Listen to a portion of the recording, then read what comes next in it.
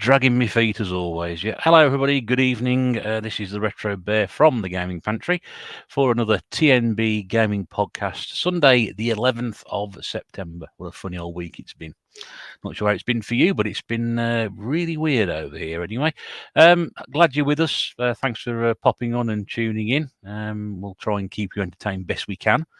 There's a few problems today with change to the lineup. Fortunately, Pete's had a last-minute problem crop up, so just the three of us tonight. But hopefully, they'll give you the onus to jump on and join in the chat if you want to ask in or contribute anything. The comments are always there. We're always welcome to have people involved, and that'll be great if you can jump on and do so. We've got a guest tonight. We're going to be talking about the evolution of arcade racing games. That's right. We're going to go all the way back. So those of you who've got great knowledge of the old arcade games of the past, any of the home conversions of the past, I can see a few people sitting in the chat at the moment who might be able to contribute a fair bit as well. So that'll be good. We're going to try and go through best we can to a certain point where we'll bring it right up to date because, I'll let my guest explain a bit later on as well. And we'll probably do a little bit of briefly talking about what games we've been playing. Not that I've been playing an awful lot, but there we go.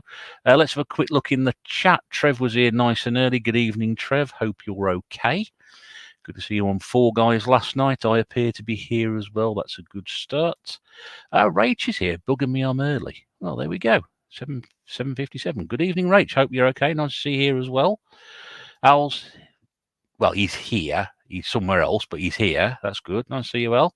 Did see a shot of the television earlier. Mrs. Bear's downstairs. Mr. Chicken is here. Apologies to everybody in one of the WhatsApp groups this morning. You may have got a missed call about 7:05 when I appeared to be pressing the wrong buttons on my phone. But Mr. Chicken did give me a ring a bit later to say it had missed call. But that was good of him to do. That would have been an impromptu chat.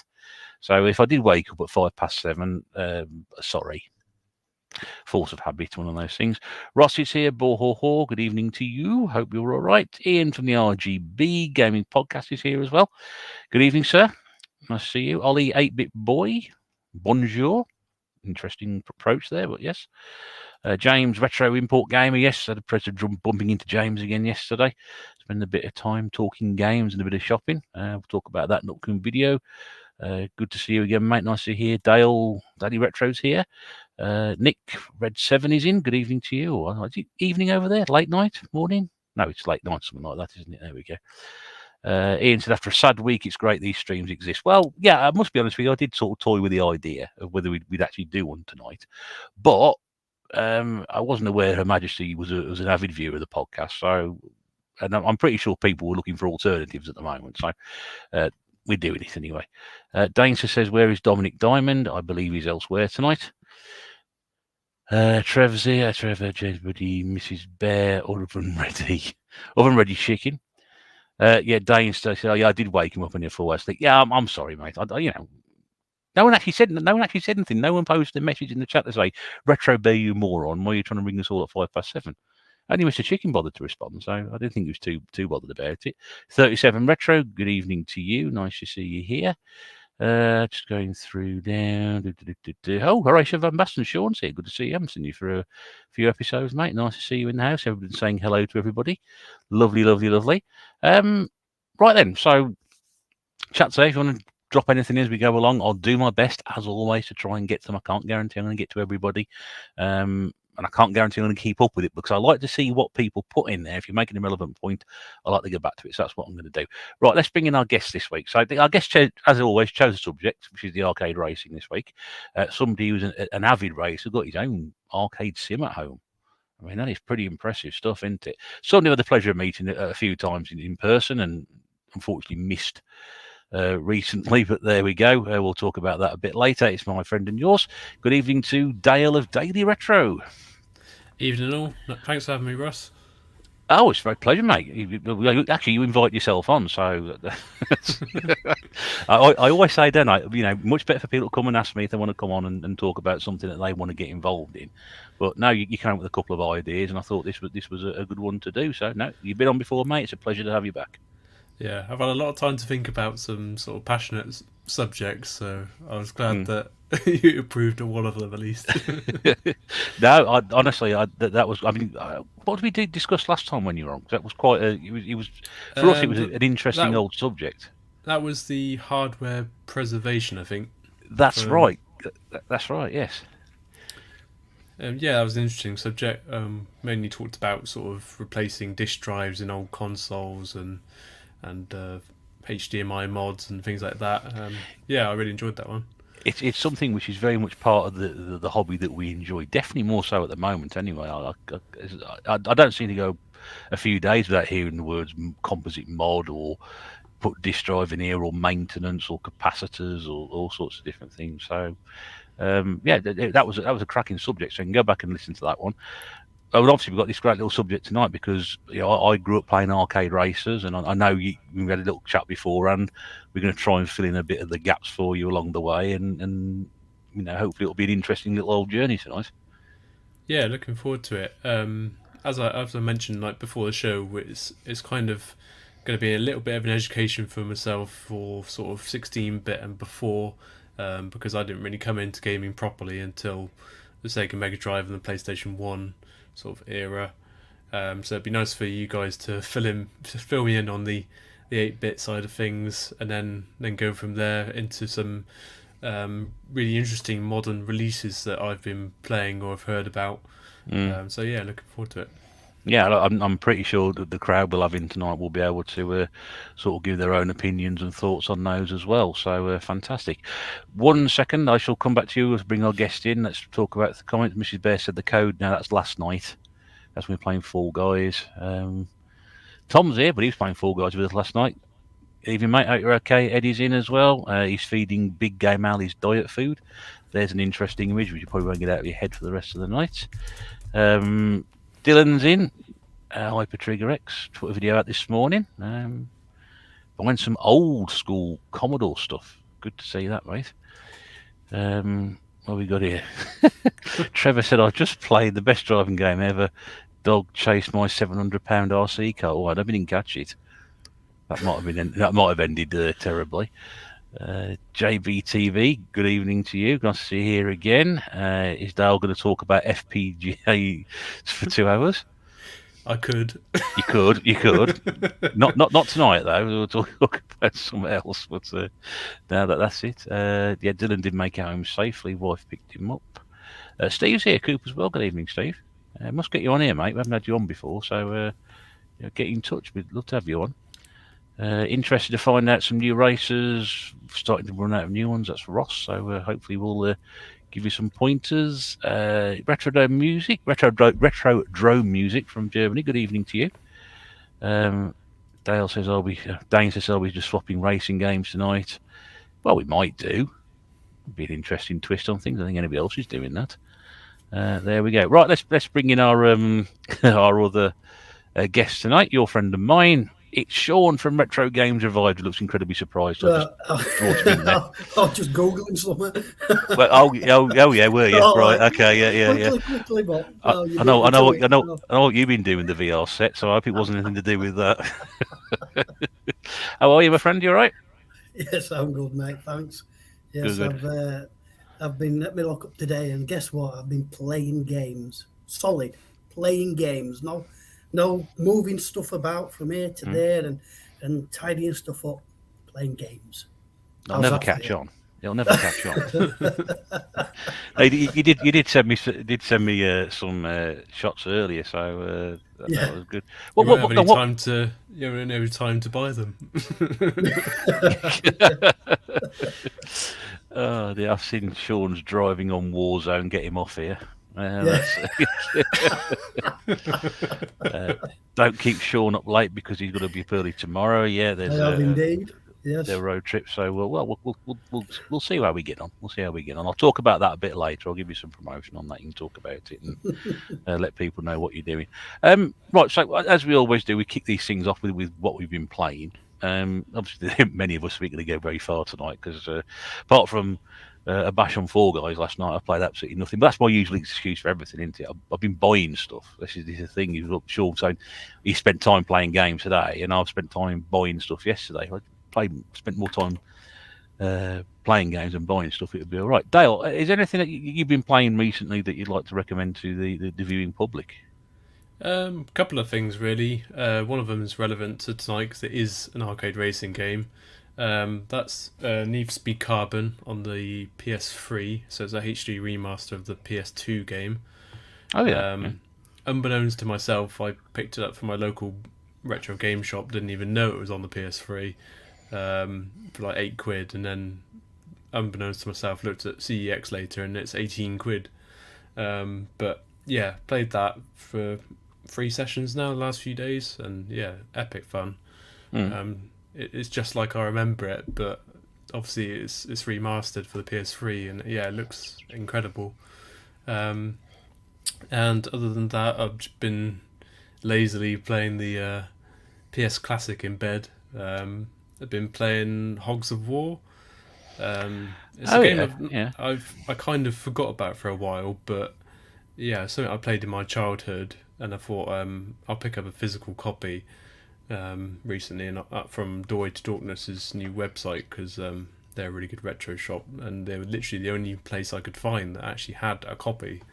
But yeah, really fun sort of Worms style game where it's turn based action, and it's got the voice of Rick Merlin, which always makes me laugh.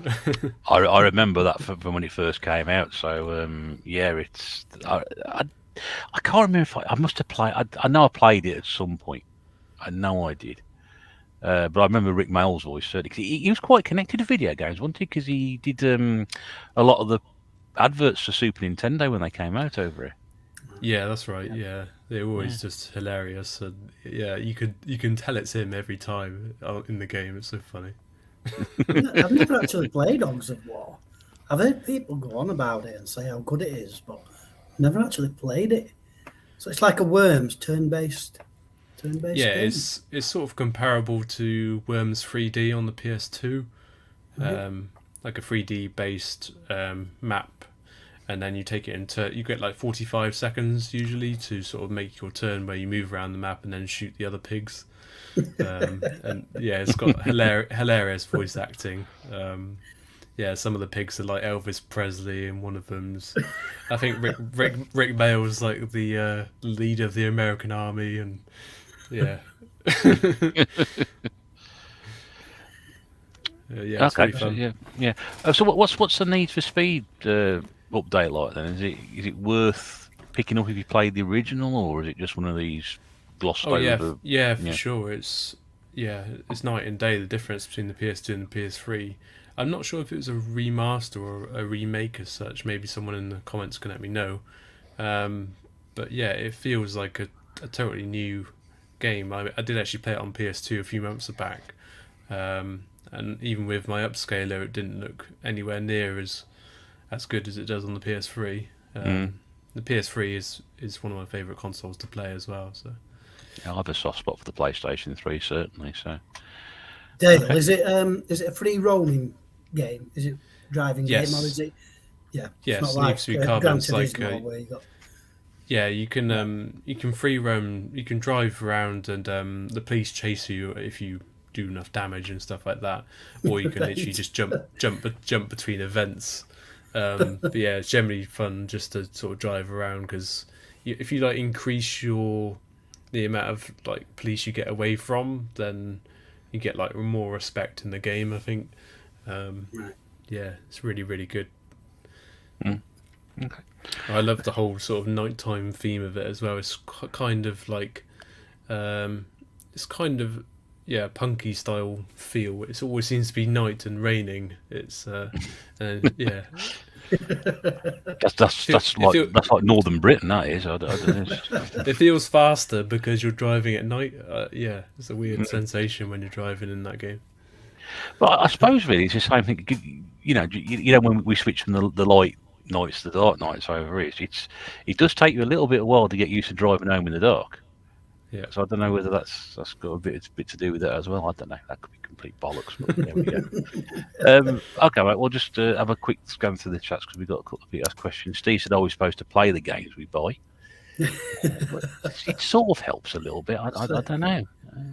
It's a valid point, that, Steve. Balls Deep Gaming and Retro is here. Hello to you. Trevor wants to know if everybody's going to Blackpool or not. There's quite a few people going, I think. Ross says, but Carbon was a simultaneous release. So it must have been a late PS2 release of that one then. It was the one after Most Wanted, which also got a HD 360. Oh, nice. There we go. Retro Drone Music said there was one of the best arcade racing games ever made in the 3D FX era, Need for Speed 2 SE, with the incredible soundtrack.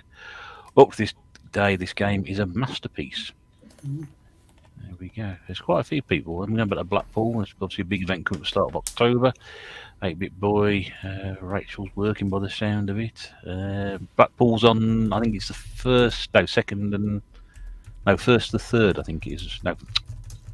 No, first and second of this October. First and second. Yes, thank you, Sean. Thank you. God, yeah, I'm frazzled. I really am. Dana says Need for Speed Underground series had great soundtracks. I love the Need for Speed series. It's one of my favourites. So I can't remember much about Carbon now. I've got to be honest. Okay, sure. Anything that you've been playing at all? Yes, I have indeed, mate. And I must apologise to you, Claire and Dainster, because you got me something, didn't you? And I haven't yet thrown a video out. I've edited it and it's ready to go, but I've been a lazy bugger. Anyway, so with that, I've been trying this out, and I've been playing 2 games. First is called The Sky's Falling. Bear in mind, these 2 games are by Cytronic Software, so their own brew releases. The first one is Sky's Falling, and quite an addictive game actually, and I really got into it. Mm-hmm. It's quite hard. So can you remember years in the early days, there used to be a game where you got these skyscrapers and a plane going across, you had to drop bombs, you had to clear the buildings before it landed. Vaguely. Yeah. It's basically the reverse of that kind of. What it is, you're in these caves and you're running across. You're being chased by this boulder. That's why you're constantly running across the screen. And there's the stalactites. I get that right? Stalactites. Yeah. Tights down. Always remember tights down. That's the way you remember it. Yeah. And basically, you I don't know why you're throwing a spanner, but you throw this spanner, and that's kind of your bomb. And you have to basically get rid of these stalactites before the whole ceiling comes down, and then it's game over. Should we be talking about bombing towers on today's date? Just wondering if that's a bit bad taste, you know. Is it 11th today, is it? Yeah, September. Is it really? Yes. Oh, cranky. Sure, I'll be getting an ominous phone call in a minute. Yes, it'll be. The FBI will be storming into the flat in a minute to arrest him. We're going to be down to 2. Oh, dear. There we go. Oh dear. Crikey bumbugs. Right. I love having Sean on because he's just oblivious. Oh, crikey.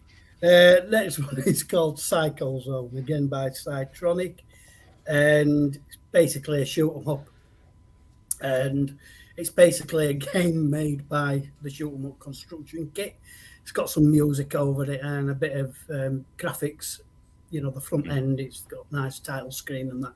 But basically, it is a shoot 'em up construction kit game. Albeit not a bad game, I must admit. It's certainly not the worst shoot game I've ever played. But yeah, it's quite limited. There's no power-ups or anything. And it's just repetitive blasting. But nevertheless, still offered me 20 minutes of enjoyment. Definitely out of those 2, Sky's Falling is head and shoulders above. And then for the last, what are they? About an hour and a half, I fired up the PS3 and I put Modern Warfare 2 on, Call of Duty Modern Warfare 2. I've never played it. And yeah, I must admit, so far into it, I'm really enjoying it. There's one mission that really caught me off guard, and you start in this airport. terrorists again, yeah. And basically, you're part of this. About 5 of you, the bad guys, and you're just shooting anybody in sight. It's awful. It caught me off guard, I must admit, because there's just civilians running around, and you've got to kill them. But yeah, loving the game, and my intention is to work my way through the Modern Warfares up to present day, because the new Modern Warfare 2, is released at the end of October. So it's going to lead me up nicely to that. That's all in one day's work, Mr. Bear. That's impressive. That's impressive. Look, so there we go. I think I've done well. Yeah. Okay. Just the Generation Pixels arrived as well. She's good. Ross going back to Need for Speed, still to do a simultaneous release all the way up to Undercover. The FBI will watch Sean's COD footage and realise he's dangerous to nobody other than himself and his colleagues. Which is about right. I'd watch your name being changed. I'd watch your name being changed again as well, mate. So. Oh my God!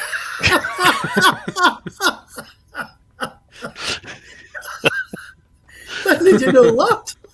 While you were talking, I didn't even notice this one. I've got to stop doing that now. I've really got to stop doing that. It's like that was right in front of the eyes. I will change it back in a minute. Let's have a look. David, Retro Games Played Badly is here. Is Sean talking about COD by any chance? Actually, no, he wasn't. It's one of the very rare times he opened his mouth and COD hasn't come out. But there we go. So, as Dane's to say, we should all stop texting women and commenting on here at the same time. Too much licking going on. Yeah, there's a lot of licking going on in the chat. So there we go. Let me just change this back before anybody or I upset Sean any further. There we go. I don't know who told me to do that on the last one. Was it Pete? Did Pete say change your name? I can't remember when you were looking. But anyway, there we go. What was it last time now? Oh God. I can't even remember. No, I forgot. Yeah, he had to be there, I think, really. So, yeah, go back and watch the last one. Right, so there we go. So that's a brief whiz around what we've been playing. Those games you're playing on incidentally, sure, were on the C64, weren't they? Yeah, that's it. Yeah. So, so you sent me a screenshot. That's homebrew one earlier. So there we go. Yeah, but 4 hours gaming. That's impressive. Well done. I'm impressed with that. Yeah. Right. So. A bit earlier than usual because we've got a shortened panel, but we're going to move on to the subject of the episode. I still haven't found a way to describe it, really. It's not subject of the week because we do it every other week, don't we? So it's whatever we decide to talk about. Dale very kindly got in touch and gave me a couple of subjects, and he said, I'd like to discuss these, and this is probably the one which I thought would... I appreciate the other one, Dale. I mean, I think that might be a bit beyond us on that one. So this one I think is probably going to be falling into... a bit of territory for me and Sean to sort of fill it a bit with, and obviously then there's going to be a certain point where I think you're going to be able to know a bit more about what we're talking about. So the floor is yours. Please explain why we're all here tonight and what we're going to be talking about. So yeah, I've just been thinking about what sort of games I'm really passionate about, and arcade racing sort of comes to my mind. It's been something that's been in my sort of gaming life since I was very young. I'm only sort of competent in my knowledge from sort of 16-bit upwards, so you guys are able to fill me in on the 8-bit roots of arcade racing. Got the right people here tonight, believe me. You know, with the oldest, so we'll know a bit more about these things. Yeah, and then actually in modern times there has been a lot of really good arcade releases, but they seem to be fewer and far between now, just because everything's sort of moving to sim racing. I do like my sim racing. It's no secret. I've got a rig that's costs thousands, so yeah, I'm no stranger to sim racing, but sometimes it is nice just to play an arcade racing game that requires some skill, but is also fun, sort of thing. You don't want to just always be taking gaming seriously, if you see what I mean. I'll talk about sort of the modern releases as we sort of get towards the end. Yeah. I'd like to go through the eras in order so everyone doesn't get confused. I mean, just before we kick off with this, I mean, what is the interest in racing games for you? You obviously mentioned you've got the rig, which is, as I just said there, it's a very impressive piece of kit, and it looks absolutely fantastic. I know quite a few people are getting into this now, but what's your interest in just this particular genre? Well, it definitely started with the Mega Drive, Micro Machines. No secret that that's a game I absolutely adore. And then it's sort of just gone through the years where I had the Need for Speeds on the PS2 and the PS3. And then when it got to the PS4 era, sort of in my young sort of adult years, I suddenly made the transition from, okay, I really like racing, do I want to take it a bit more seriously as well, and just got a cheap Logitech wheel at first, and I at the time I was also getting into watching real rally. I was even doing marshalling in person as well. I absolutely love rally. So I found that rally sims like what's it called? Richard Burns Rally is really popular. Dirt Rally. And those games have sort of crossed over from being pure arcade racing games like the Dirt series and the Colin McRae series before the Richard Burns series. They were arcade games, and now they're very much not. They are sort of full-on sims. So that is where the interest comes from. I've really enjoyed both sides of it. They've evolved from. I think where you're getting to is the arcade race has now evolved to a point where you can do sim racing on it, and it's more that when we start talking about the really old stuff, and I can see people are already posting a number of variety games. It was arcade racing. That was it. No one even thought about doing it. If you play an arcade cabinet with a gear stick on it, that was like the height of technology. And usually it was either high or low. That was it. That was it. There was nothing else. There was none of this shifting around. And I remember playing a game. A friend of mine who was learning to drive at the time. We always play automatic option because it just changed gears for itself. He was, I'm driving now, so I'm going to use high and low. Like, bloody hell, you playing that? Ponce, but there we go. But I mean, that's what it is, and it's now evolved to the point where you are actually on your sim. And again, if people haven't seen your videos, I do urge you to go to Dale's channel and check out a couple of his sim racing videos. It is literally like you're in a rally car, isn't it, with the quick gear changes, and you've even got the gloves on as well, haven't you? Yeah, the rig I invested in last year, it's the best way to describe it is if I was to put it on 100% force, it's 20 Newton meters, which is like driving a car that's got no power steering, or a modern car that's broken its power steering pump, where you literally need massive biceps just to turn it 90 degrees. I just have an old Rover, mate. We don't got no power steering on. Don't talk to me about things like that. Yeah. Russ is just a beast. But yeah, a cheap Logitech wheel, to put it in perspective, is sort of 200 quid and will only output about 2 Newton meters of force. So the Fanatec wheelbase I've got is 10 times maximum. I only sort of drive on 10 most of the time, which is sort of still 5 times what you get in a Logitech. But yeah, you need karting gloves because if you're playing for more than 5 minutes, I got off the rig the first time without having these gloves, and my hands were just like full on red. I was like, bloody hell, what's going on here? That's it. But we're getting way ahead of ourselves here. This is way down the line, but it's very important to mention that. And I think that we're going to be getting to that point anyway. So that's great. Further on, let's keep games people mentioned in the chat. We're talking Checkered Flag, which goes back to the Spectrum days. I'm pretty sure David's on about that one. I know he got remastered and done on the latest, which somebody else mentioned a second. James says the greatest game genre of all. I agree. One of my favourites, possibly maybe my favourite of all time. I don't know. Ross says Simcade is a genre that doesn't get enough love. I think you'd agree with that, Dale. Another vote for Generation Pixel for Checkered Flag. He also says JRPG is the greatest genre of all time. Well, sit in the corner on his own, can't he, on that one? You're not talking about the Jag version of Checkered Flag, surely, Dave? That's going back to what Dave said earlier. No, he's all about the Spectrum version, which is one of the most common games you can get. So, wouldn't cost you an awful lot on that one. We've also got Dan saying Chase HQ was my early favourites and still a favourite today, as well as Boogie Boy. Yeah, I mean, two cracking games there. Again, this is the sort of thing which me and Sean will go on Chase HQ. Again, two completely different games, but both absolutely classic. Natasha was saying, never play on Micro Machines. You know, every track and I'm a sore loser. So when we have an agreement to never play each other together. There we go. She's just a bad loser. That's what it is. Oh right, yeah. I've seen your videos playing games together. So there we go. Trevor says best arcade racer Sega Stroke Daytona Rally. No, Sega Rally Daytona. I get that right. Eddie says your favourite kind of footwear for playing arcade races.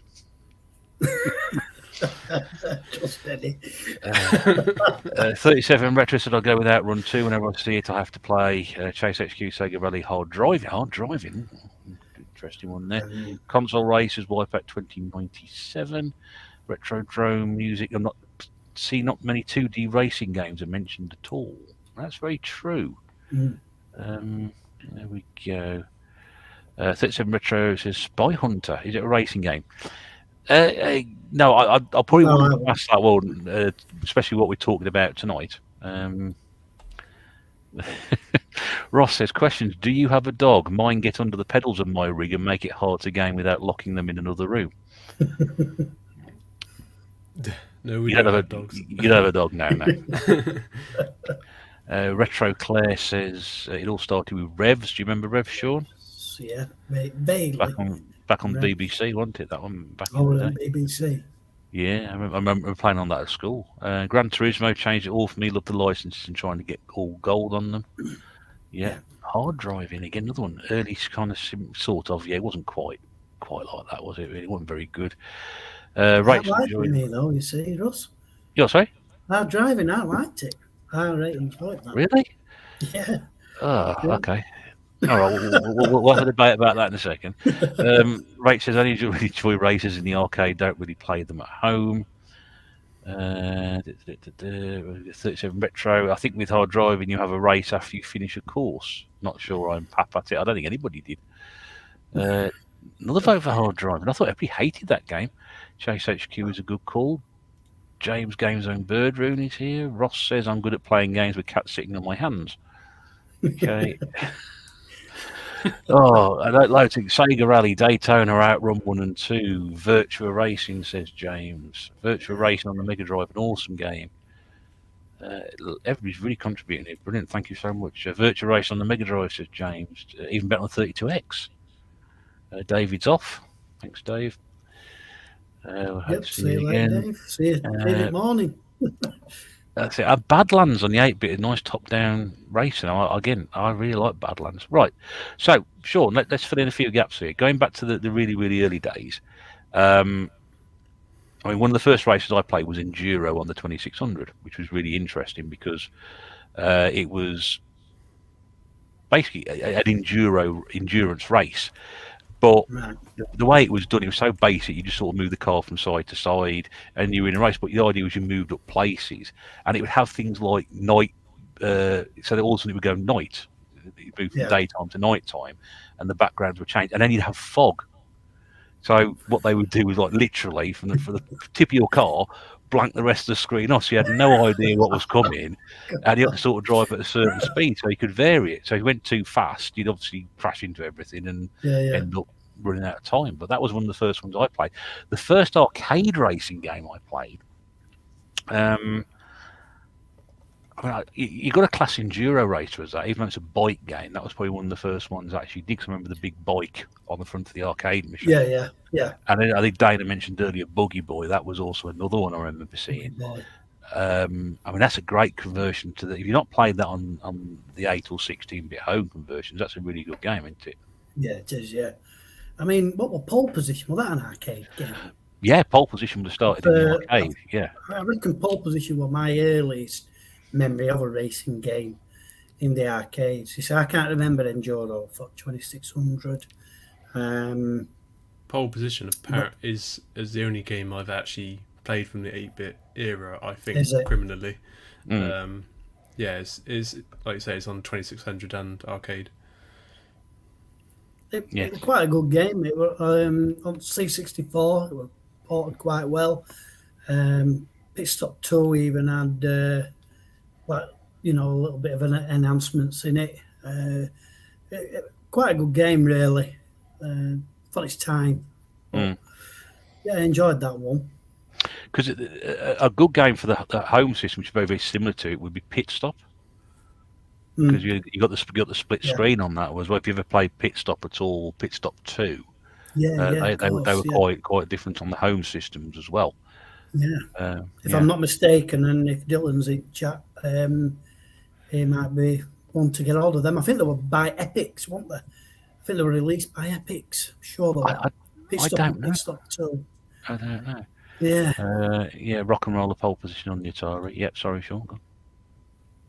No, I'm just saying. That was it. I think they were sure they were an Epics. US Gold or Epics. Yeah. Because do you remember Continental Circus? Oh, cracking arcade game. Cracking arcade game. It was lost completely on systems. It was. No, this one, Dale, was where you'd start. You start 100, and you'd have to work your way up through a race to finish at a limited position. So, for example, the first race, you had to move up 20 places to get through to the next round. But I don't know if you remember this, Sean. They actually had 3D glasses. Do you remember those? Glasses, yeah. So you could actually play it in 3D. You could sit on the arcade and actually. Yeah, it was. I mean, it was obviously basic stuff back then, not like what we have now. But I remember that game for the fact that if you hit something, you actually got smoke coming out the back of your car. Yeah. And then if you didn't go into the pitch, you carried on driving, your car would actually explode. Yeah. And the 3D effect enhanced that, you'd got when the car hit the road surface, it flew sparks at you. Like you said, the smoke actually came out at you. Like I said, the 3D effect. I suppose it was gimmicky, really, because I don't think I can remember another 3D game at all.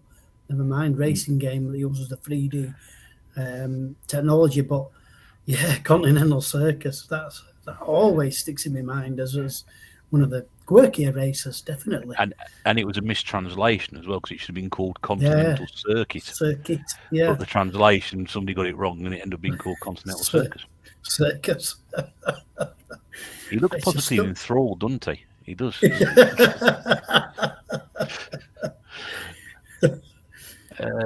Super Off-Road. What a great multiplayer game. You've played that one, Dale? Super Off-Road? No, I can't say ahead, but I was just thinking the only other arcade game I've come across with that same concept where you're starting at the back of a grid and sort of making yourself way forwards is Road Rash. I really enjoyed that. Yeah. Well, Super Monaco Grand Prix is a similar thing as well. When you hit a grid position, and throughout the race, you have to get yourself above a certain position, and that changes as you go through each checkpoint. It takes a couple of places off, and again, I remember seeing that one in the arcade. And did that have like a flappy panel gearbox change? Do you remember that, Sean? No. I'm not getting confused or not, but I'm pretty sure that had like a little panel underneath where you flipped it to change the gear. Right. I could be talking complete rubbish. I don't know, but there we go. I can't remember that. Man. Yeah. Danny H, good evening, mate. Nice to see you here. Outrun and Hang On as well. Yeah, Hang On was a bike game. Super Hang On as well. That was Colin McRae on the PlayStation 1. Mrs. Bear says completed it with her uncle. Remember that one? Good games, those. One of the best arcade one of the older arcade titles I've ever played was Outrun on the arcade, but I think they've got it in Arcade Club in Leeds. It's one of the actual full-on Ferraris where you can have two people sat in a moving Ferrari playing Outrun. That's epic. You might be thinking of Outrun 2 or Outrunners, because the original Outrun was just one seat. It definitely wasn't Outrun 2 graphics. It might have just been a remake of the original Outrun, because it was definitely sort of the pixel Right, yeah. pixel screen. But yeah, I know what you mean. The thing with Outrun was how, I mean, it used to draw absolute crowds. I remember I mentioned it before, but the first time I ever saw it was in an arcade in Bridlington, which is an East Coast seaside resort. And me and my mates used to go all the time there. And the first time I ever saw that, honest to God, there were crowds around it. So nothing really, that to that extent back then. And it was amazing. Proper, I remember, well, I can't remember me first going it, but I did get hooked straight away on it. And the thing with Outrun, well, obviously it's one of Sega's super scalers. So, it was a technological advancement, really. And to this day, it's still very playable. It is really, really playable. And still a very popular game in the arcade clubs. I love it, still to this day. Dana mentions Enduro Race, which I brought up earlier, and again on the Master System, it's a completely different version to the arcade original. It's like an isometric view. But I had a conversation with James in Port Gaming yesterday about the exact same thing about it. So it's a great little game, that one. Games and Bird Rooms always finishes game room. If you didn't know, James has moved house, so hopefully we've getting us a new game room tour soon. Sega Turbo is a great early racer. I don't remember that one. Sega Turbo, not one of the ones I remember. Danny's always fancied to go on the new Mario Kart arcade machines. I've not played that one. I've seen them, but I'm not playing them. Yeah, I've seen them somewhere. Have either played the arcade conversion of Outrun on the Mega Drive? Because I'm actually looking for that at the moment to buy it, but it's actually not a very cheap title. I think it's like 40-50 quid. But I've not I've played a lot of versions of Outrun on the home system, but I've not played the Mega Drive one. I've seen it. Yeah, I've seen video of it, but I'm same as Russ. I haven't played it. Okay. It looks all right. It does look all right. Gordon's here. Good evening, Gordon. Sean says the big multi-wheel Super Sprint arcade games were fun. Now, do you remember them, Sean? Yeah. Super Sprint was a top-down racer. Very basic. If you look at it, it's basic as anything. But there was like an arcade machine with 4 little steering wheels on it. I think Super Off-Road would have been exactly the same thing because that was a 4-player game as well. Yeah. Well. And it was like a top-down racer. You just had to go around the track as quickly as possible. If you had Super Sprint, ever look, and there was a championship sprint, I think, was a follow-up as well. Yeah. But they're basic to look at now. But and then Badlands, I think, it was a futuristic follow-up to it, where you actually had, as Dana mentioned earlier, like weapons in it. It's a brilliant little game to play. Yeah. And there was even a game called Indy 500 as well, which had a very, very similar sort of look and setting to it. So, yeah. I hope he's making notes on this anyway. Trev's mentioned Cyber Cycles and Manx TT. So again, we're talking about that sort of bike racing again. Gordon says Horizon Chase Turbo gets brought up. That's one of the more current releases. Tony's here. Good evening, Tony. Good to see you. What else we got here? Tressa's Outrun 2 in Ferrari 355 challenge. Run the Gauntlet. That was a racing game of sort, isn't it? Yeah, I suppose it is. Yeah. Yeah, Run the Gauntlet, Dale, was an 80s television program which was using action vehicles and teams from Australia and Great Britain, and they're driving things like quad bikes and jet skis and things. Yeah. I'm not sure it were awesome on C64 though. Am I thinking of a different game? Probably. There were quite a few versions knocking around. In fact, I picked up one yesterday for the Amstrad. So, but I remember playing the Amiga version. But yeah, it's quite an interesting little game, that one. Mega Drive. Oh goodness, a lot of these comments. Mega Drive Outrun is decent, but the Saturn version is king. Super Sprint, the sensible soccer of racing. Yeah, it is really. Not a massive fan of Sega Rally on the 360. Ooh, the PS. Ooh, I don't know about that. I think that's a pretty good game there, James. Might be selling yourself a bit short on that one. Indy 500 is class. I've not played that one. I have played the Electronic Arts Polygon game, which was very like the Formula One game. Have you played Indianapolis 500, Dale, on the Amiga PC? No, I can't say I have. It's very similar to. Have you played Formula One Grand Prix by Microposer from that era as well? Potentially. Yeah, because they're very, very similar games, but they are, again, for the time they were quite advanced. You needed an expanded Amiga or ST to play it on. So they were very good. They got a lot of stick at the time because not everybody had this super powered computers to run them on, but they were very, very good. What else we got? Here we go. Sega Zombies here. Good evening, Scott. Hope you're all right. Oh my God, Run the Gauntlet! What an awful game. Oh, I don't know. It's not that bad. I thought it was. He's right. Sega owned the arcade racing scene, which they did. Yeah. I did get a question here from Ross, which I'm going to missed out. Sorry, Ross. What was everyone's thoughts on the reboot of Sega Rally on the PlayStation 3 360? That's one of my games I brought along to. One I made earlier. Yeah, generally think it's very loved. I love it. I really did. I bought it when the PlayStation 3, when I had the PlayStation 3 was one of the first ones I bought. So I thought, it'd be like the arcade game. And then I must be honest, I didn't play it an awful lot because wasn't that impressed with it. But then I went back to it on the 360 last year, and I couldn't get off it. I really, really enjoyed it. I thought, actually, this is a bloody good little driving game. This is, forget the name on it. You could stick any name you want on that. In fact, if you didn't call it Sega Rally, it probably would have done more favours for it. I don't know. I mean, you mentioned it though. You brought it with you. What do you think on that one? Yeah, I think it's an amazing arcade port. Obviously, it's got the power of the PS3, which is more than sufficient to run what it looked like in the arcade. So yeah, it's a really, really good arcade port, and still just as fun. Well, almost as fun as the arcade version, where you're actually steering. In my view. Yeah, Sean, have you played it? I've not played it. No.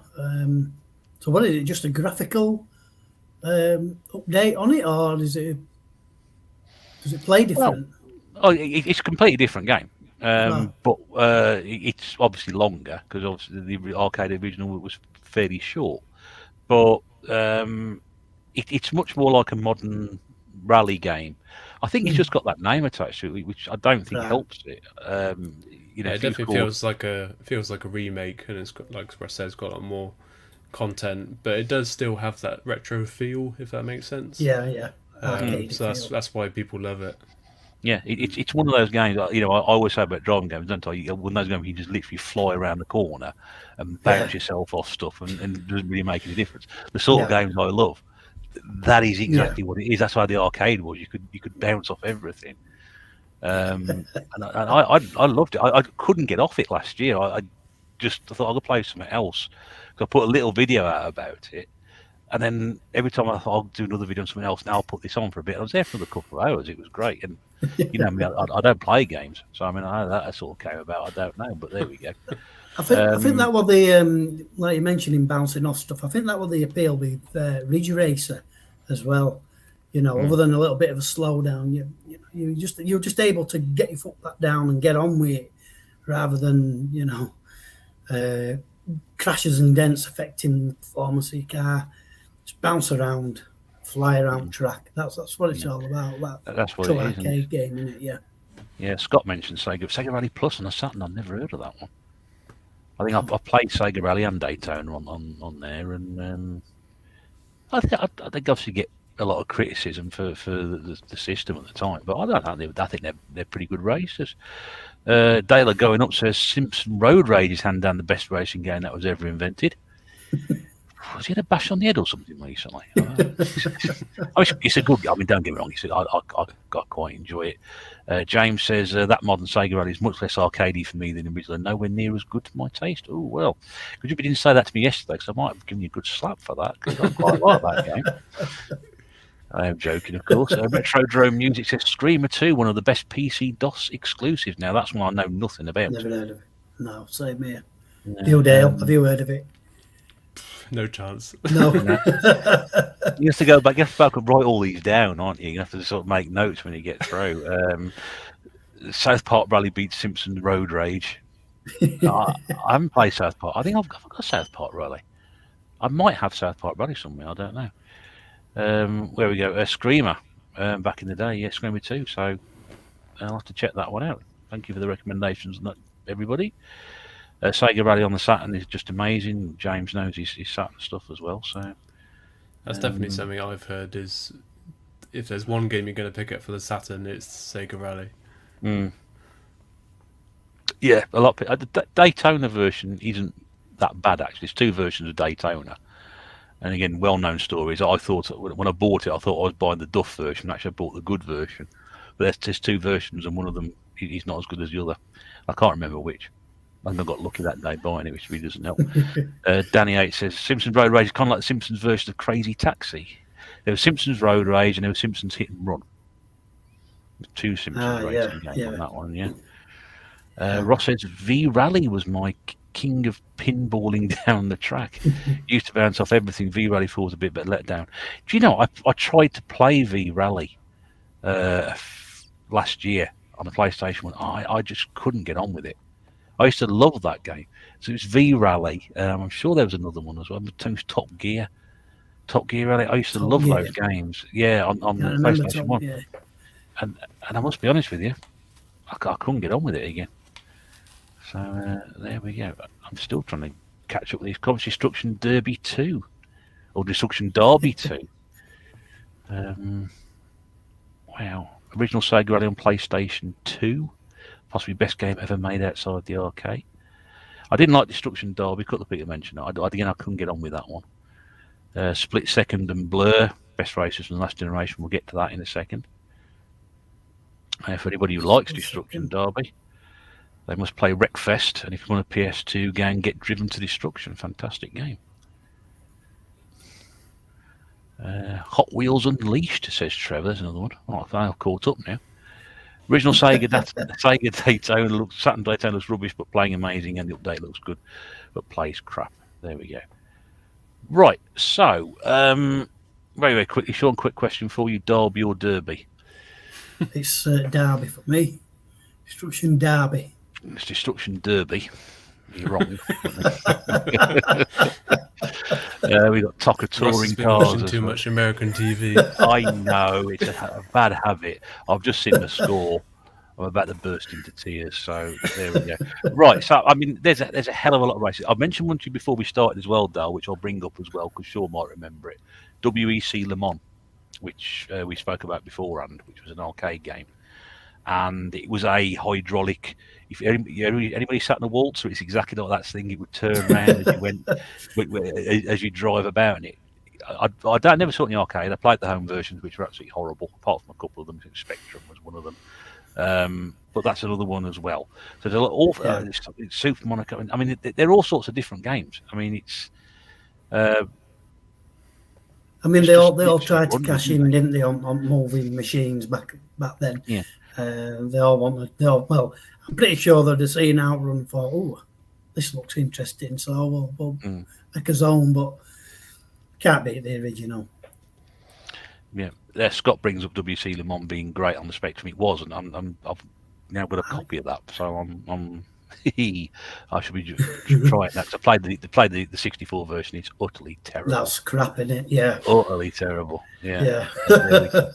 So when did obviously there's a lot of stuff there, Dale. Is there anything that where did you get? So you mentioned the Mega Drive and Micro Machines as sort of one of your first plays on from there. I don't think we've missed much out, Sean. I dare say we've missed loads out. But we've covered top-down races, arcade races, simulations. We've covered the Formula 1 games of the early days. Yeah. I'm most definitely going to have to rewatch the episode. Yes. Ignore Days of Thunder. That was terrible. Don't even think about playing that one. One game I think is worthy of note is on the PC Engine, Victory Run. Oh, yes. That's a good one. Yeah. So I always remember... I mean, I never had a PC Engine, obviously, but I remember in the magazines reading about this game, and it was quite a revelation, and they had, if I'm not mistaken, as the cars come into view, you kind of get the side-on look as well as in Outrun, which racing games never saw before. You saw the back of the vehicle, and that was it. It went past you. As far as I'm aware, Victory Run. I think it was quite like Outrun anyway when it was. It was It's a probably a similar little thing. bit loosely Yeah. based on it, because you've got It's on trucks in it. it's on the PC Engine Mini if anybody's Yeah. interested. Oh, is Yeah. it? Yeah, yeah. But yeah, it looked lovely, and like I said, as far as I know, there were a bit of decent sprite scaling, and like I say, you saw the side of the vehicles as they went past. So I've never actually played it. I'd love to play it actually. Yeah, it's not See bad. what it's like. I had a little go on it when I got the Mini. Yeah. When it came out, or not when it came out, when the price dropped and it's a cheap bastard. But that's when I got it. So, Toy Show is Taito. No, it's Tato in this house. Tato. Right. So yeah, you're gonna have to go back and watch this and find out all these racing games. I mean, what's that? Oh, Death Race 2000, was it that the cycle race on the Spectrum? Do you remember that one? Which is that one? Was it Death Race? Death Race, yeah. Death Chase, wasn't it? Death Chase. Scott Sega Zombie can probably correct on that. Yeah, Scott now. The racing game, you're going through a forest on a bike on the Spectrum. Yeah. It moved pretty quickly and all, did that? It was really good. Yeah. Power Drift. The one, Power Drift. Oh, Power Drift's awesome. Yeah. Absolutely love Power Drift. Absolutely bonkersly fast. You really do need to learn the tracks because it's just full of twists and turns like a roller coaster ride. I probably put that as my second favourite arcade racer after that one. 3D Death Chase and 3D Death Chase. Yes, that one. Death Chase, of course, only a 16k game as well. Are it? It says there. Never know that. I mean, Scott knows his Spectrum, so yeah, he does. Yeah, he's absolutely right. I think it was a 16k game. Quote here from Yu Suzuki: "Outrun is a driving experience, not a racer." Ross says Ferrari Challenge and Supercar Challenge was some race on the PlayStation that actually played really well for budget systems from System 3. Of course, we'd associate System 3 with the Last Ninja, don't we? Yeah. Like the original Gran Turismo, I mean, where else do you have the option of racing around a track in a Mark IV Ford Fiesta? Yeah, that's what I love about those games. Yeah. Turbo 4-player. We can't talk about the evolution of arcade racing without Gran Turismo, that's for sure. That's right, yeah. So that's one of the games I was going to talk about a little bit later. Well, let's draw a line. So obviously we've tried to fill in, and thank you once again to everybody in the chat, and I do mean everybody who's typed in stuff at the moment. We're going to sort of shift gear a little bit. Shift gear is what I did there. I'm not here for my good looks, obviously. Yes, so you have to go back and watch that and pick some of those games out and go and research them. So you got in on the Mega Drive Micro Machines. That's what you were talking about. So take us from there then. So your interest starts off with this game on the Mega Drive. Yeah, it definitely started with Micro Machines, but it sort of more evolved when I went on to PlayStation 1 and 2. As aforementioned, Gran Turismo, I think that still looks like an incredible game, even by modern standards. Gran Turismo 3 was kind of the first sort of arcade racer that I really fell in love with. To the point, I think it was might be the first Gran Turismo that had endurance races. So I'd literally just go around my mate's house and spend all night just bloody pressing the X button to accelerate. It takes some commitment to do that, doesn't it? Just before you carry on with the Gran Turismo, someone asked it before I forget. I didn't like Gran Turismo, I must be honest with you. I absolutely hated it, and I really wanted to like it. What was it? Because it was more accurate than arcade racing? That it was more appealed to you, or was it just? I don't know. I just couldn't get on with it. I think starting off when I was younger, it was more the learning the tracks and learning to be faster. Even though it wasn't sort of a sim as such, it was trying to be, but it was still an arcade racer. But the fun came from trying to improve your lap times and learn the tracks and learn the cars. I think that's where the love for it came. And as other people have mentioned in the comments, it had quite a good sort of campaign mode and all the license tests, which are renowned for being difficult, which is something that you didn't really see too much in especially the PlayStation 2 era onwards, in my opinion. You go back and play some of those license tests now, and you're like, bloody hell, how the hell did I complete this? Well, we've got a couple of comments for you, which as we talk about Gran Turismo. Scott says, would you class Gran Turismo as an arcade racer? And Sean says Gran Turismo is not an arcade racer. I would class it until it got to the PS3. From the PS3 onwards, I would say yes, it's more of a sim, but still not a full sim. Even the latest Gran Turismo 7, I would not call that a full sim. You talk to any sim racer like myself who plays real sims like Assetto Corsa, they will tell you that Gran Turismo 7 physics are just ridiculously easy compared to Assetto Corsa. So yeah, I wouldn't call it a full sim. It's sort of a half arcade, half sim in my mind, and still is. Yeah, just, Eddie says Gran Turismo definitely ruined arcade racing. James also agrees with that as well, being in the end of the true arcade racer. Sean says it's more of a hybrid racer.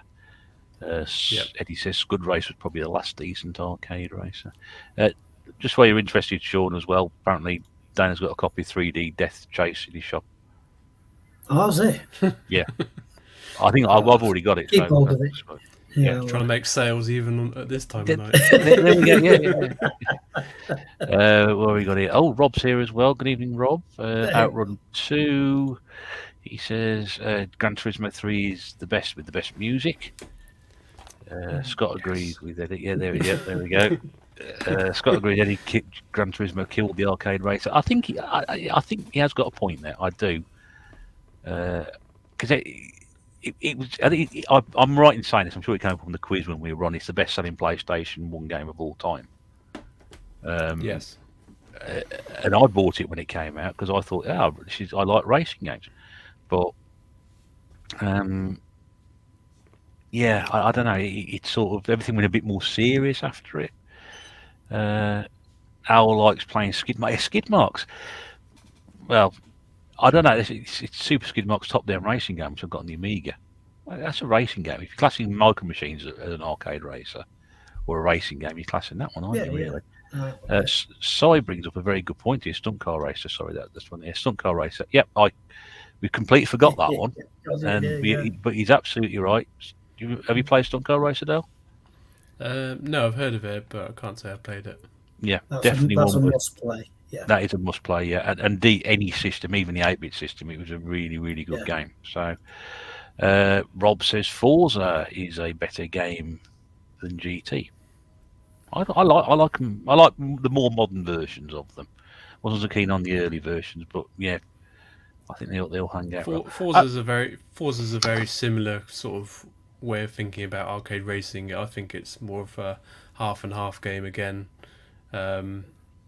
Forza's got that sort of appeal of free roam, I think, nowadays, where you can drive over anything around roads infinitely. But yeah, it definitely doesn't have the full sim feel, kind of similar to Gran Turismo. So yeah, it's kind of split, really. Okay. So Gran Turismo, you've highlighted number 3 there as your favourite. Yes. Yeah, any particular reason why that one was the best one?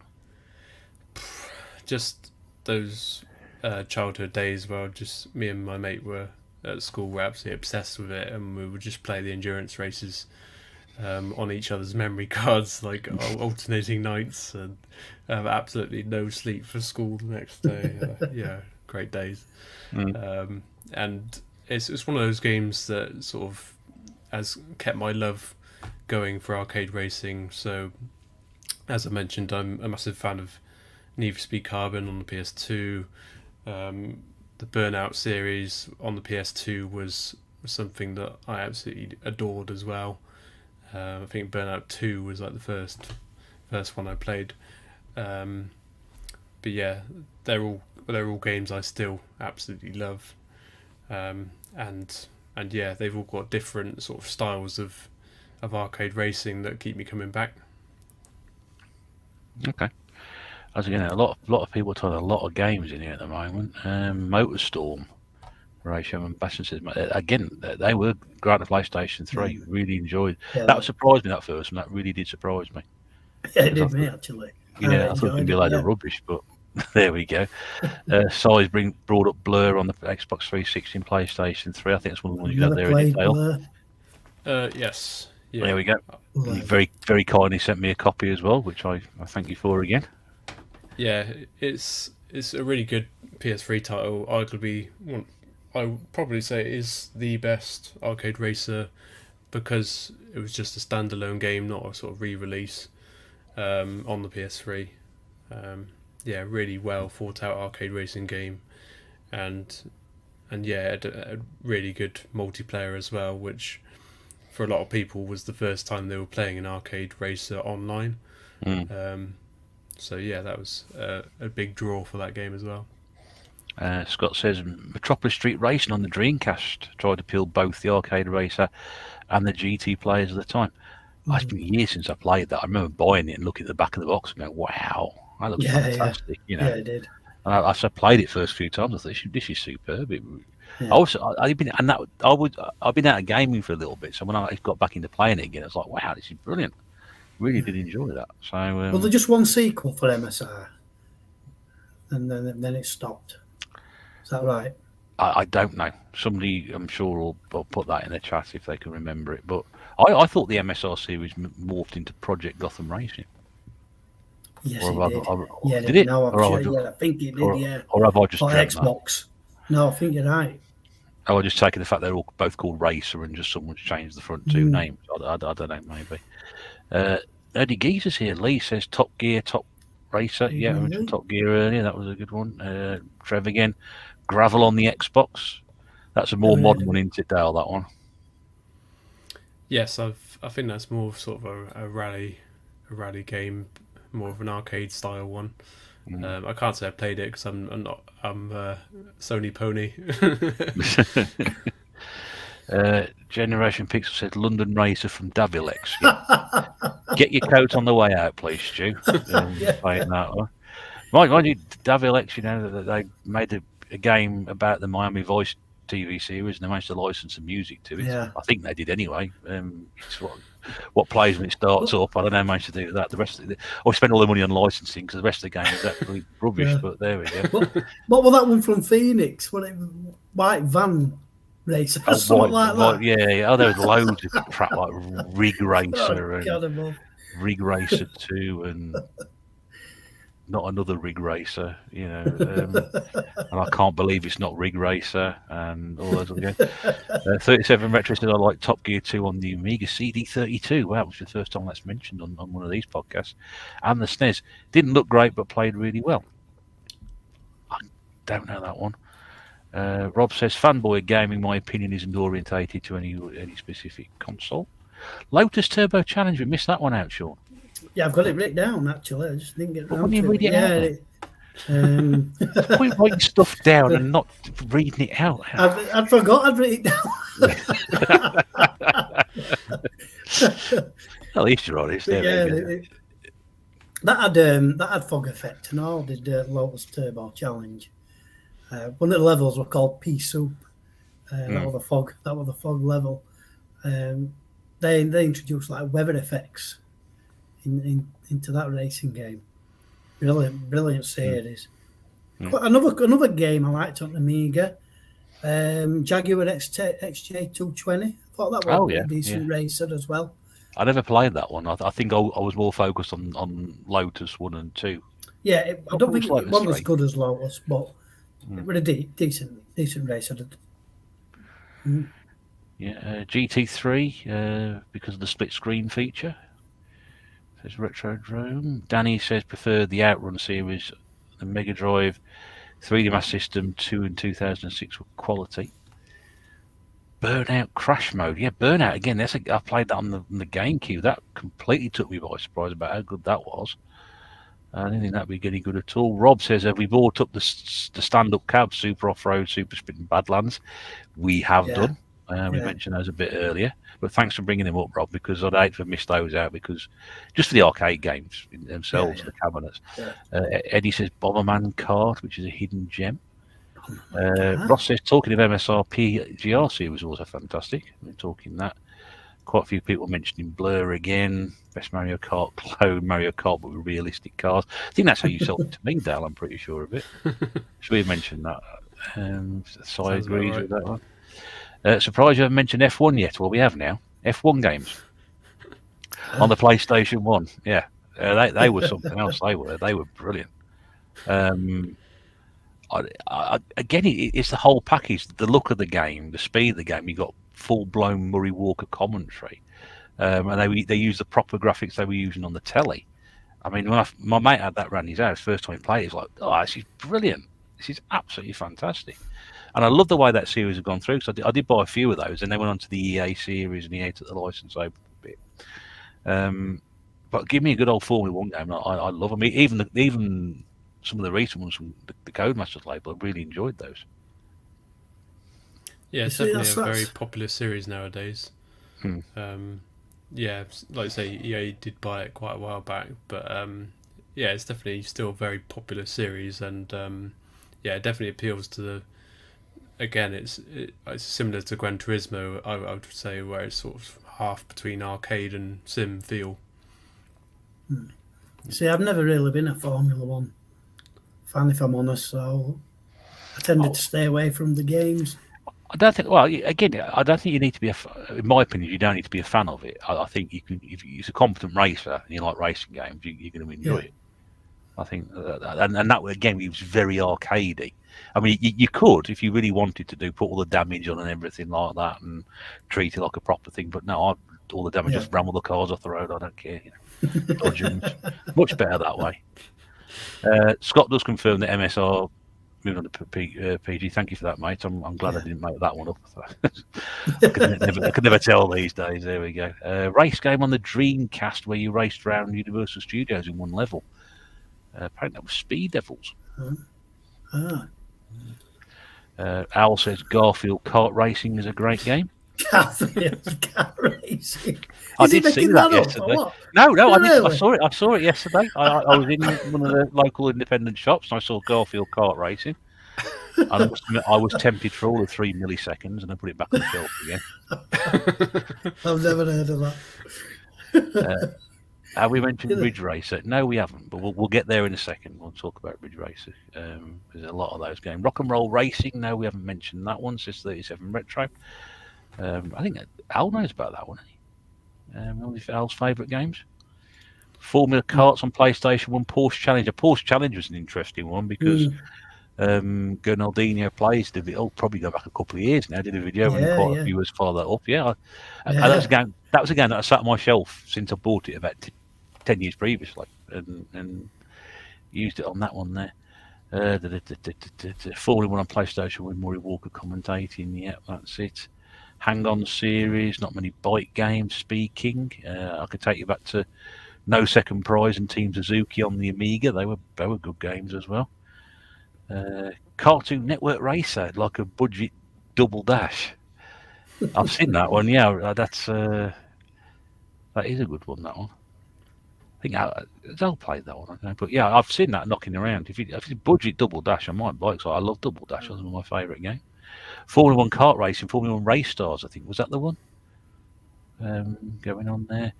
Super Hang On. We got Roll Cage. I'm just sitting here reading comments out all night. It's really hard work tonight. Love seeing arcade versions of Diddy Kong Racing, Crash Nitro Kart, Sonic Sega All Stars. Oh yeah, there's some great games. Manx TT, which I think was mentioned earlier. Road Blasters. Now that's again. You bring in Road Blasters into the equation, you have to bring in Fire and Forget, don't you? And I dare I mention because it came around that time. Crazy Cars. Crazy Remember Crazy Cars? Vaguely. Yeah, horrible game. Horrible game. Ignore that one, Dale. Don't get anywhere near that one. Honestly, you really don't want that one. Eddie's asked a question: best era of racing game. We'll come back to that a bit later, Ed, because I just want to try and get through some of these comments. So many people leaving so many things. Exhaust Note. I was trying to think of some of these early Formula 1 games. Yeah, Exhaust Note. That was one of them. We mentioned Pole Position earlier. We got the Lotus trilogy, Carmageddon, which is again a slight variation on it. Kirby Air Racer. It's Kirby, but as Scott said, but it is a racing game. F-Zero. We haven't got right to F-Zero yet. There we go. Zero. You know, I mean, so many people. You know, we're going to miss so many of these out. I'm trying to keep it whatever. Yeah, so we're trying to get around as many as we can. We're going to miss things out. The important thing is Dale goes away with this like 300 games. He's going to go back and have a look. Like Gordon did when he came on and discussed what I can't remember what we did with Gordon now when he came on and he just wanted some recommendations. I think he went away with about 75 games to go. I think he's still going through it at the moment. Diddy Kong Best Kart Racer, yes, cracking little game that one. Again, didn't think I was going to enjoy that, but I did. Come on, Russ, let the guests get a word in. Yeah, I'm going to shut up in a minute, Al. It's all right. Super Monaco Grand Prix. Right, there we go. Guests all over to you. I'm stopping now. No. Right, I've reached the end. That was actually a good comment to end on, because I was saying to Russ, Super Monaco GP2 had a big sort of influx of popularity recently because I think it was Lewis Hamilton posted on his social media he'd gone to Canada for the Canadian Grand Prix, and a few days prior he'd gone to a retro game shop and picked up a Mega Drive 2 with Super Monaco 2, and yeah, I posted a video of him playing it and just said this was my childhood sort of thing. And yeah, the popularity of it sort of shot up, even though it was a reasonably cheap game. But yeah, very, very good 16-bit title. Well, are you any good at it? They might all be out of stock now. I don't think you put the price up because it's quite a common game to get hold of that one, isn't it? But, yeah. Okay, so we're at where are we now? We're talking about Gran Turismo, so we're sort of in the PlayStation 1 era, I suppose, really, aren't we? Yeah, we've kind of covered the PS1 to 3 era, haven't we? So, yeah, I'd quite like to talk about the sort of very recent editions of arcade racing. So, I can't remember who mentioned it in the comments earlier today, but so there's been some really good modern releases. Hot Shot Racing. I have just a few weeks ago pre-ordered a physical release of a really good arcade game called Art of Rally. It's going to be made by a small company called Serenity Forge, in the US. But I would urge anyone to try it out if you're into rally at all, even if it's just like arcadey, Colin McRae style games. It's a top-down rally game, but it gives you the normal sort of co-driving hints and audio. But then it's sort of top-down but sort of side-on, but it's got all these really nice 3D polygons, and it looks like a really retro style game. And that actually comes out, it's been out on digital for I think 3 or 4 years now, but it's just had a physical release, and I've pre-ordered it for the Switch. So if you look hard enough, you will find that there are still some really, really good new modern arcade races out there. I mentioned one to Russ, which Claire mentioned as well. This is probably the most fun game of the generation, and that is Wreckfest. Yeah. Wreckfest. Couldn't get her off that. Yeah, my favourite game to play. You can play it on a controller, but you can also play it actually on a steering wheel.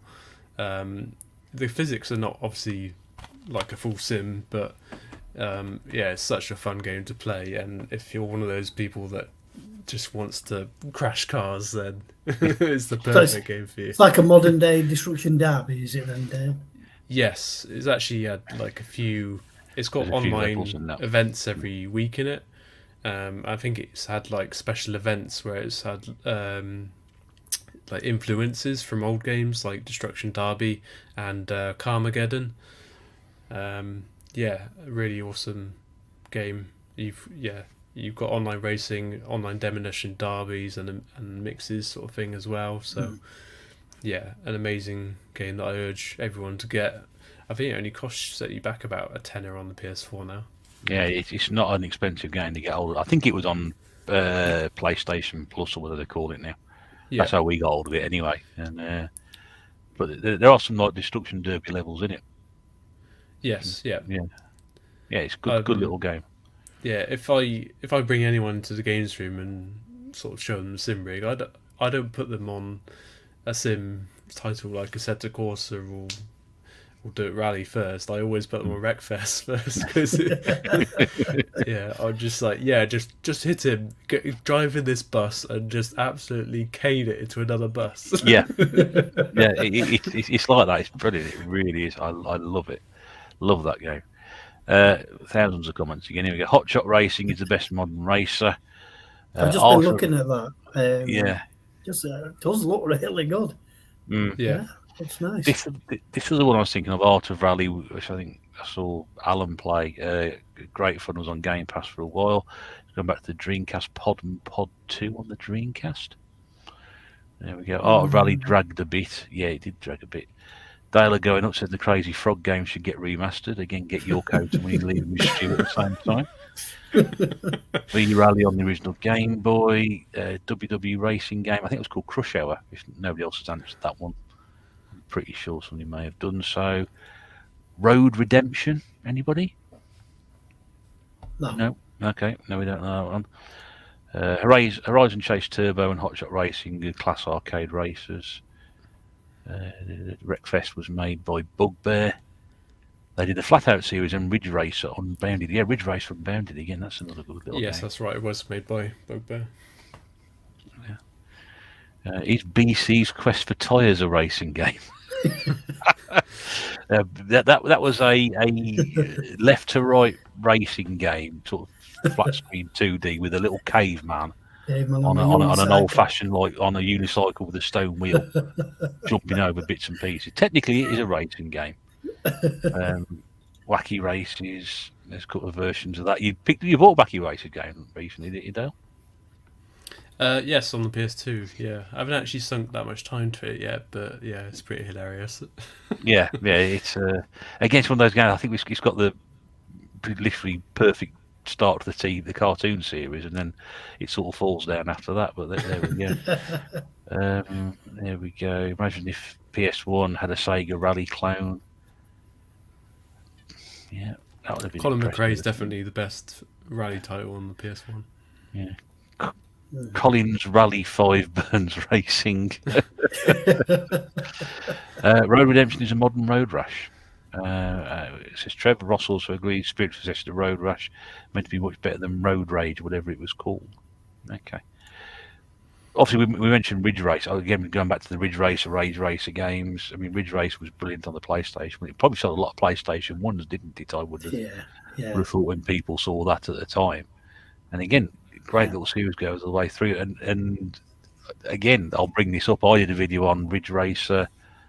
Was it 7 on the PlayStation 3? Which people didn't seem to think there was a Ridge Racer on the PlayStation 3. So the amount of people who watched that video and left a message saying, I didn't know it was a Ridge Racer on PlayStation 3. I'm going to buy it now. Great little game. Really, really is good. So I think the first one was so iconic that people just forget about the other ones. Has everybody played that one that was in Blackpool for ages, where you just sort of sat in that giant car? Yeah. It was a full-size car, wasn't it? Yeah, it was a waste of time. I sort of sat there and I was like, this is just rubbish. My mate was driving and I sort of sat there, it's rubbish. It didn't move all out. You just sat in it, didn't you? Yeah, it was just what's the point? If you're not going to move it around, or at least have wind blowing in your face or something like that, they give the impression you're in a convertible. You might have just put a Mini in there or something like that. I know, a Hillman or something like that. There we go. Danny H says Shrek Smash and Crash was one as well, but didn't get good reviews. Ridge Racer 7 was just an updated Ridge Racer 6, had minimal changes. Chicken Run is the reason you should own a Dreamcast. Oh dear me! Someone take the keyboard off him.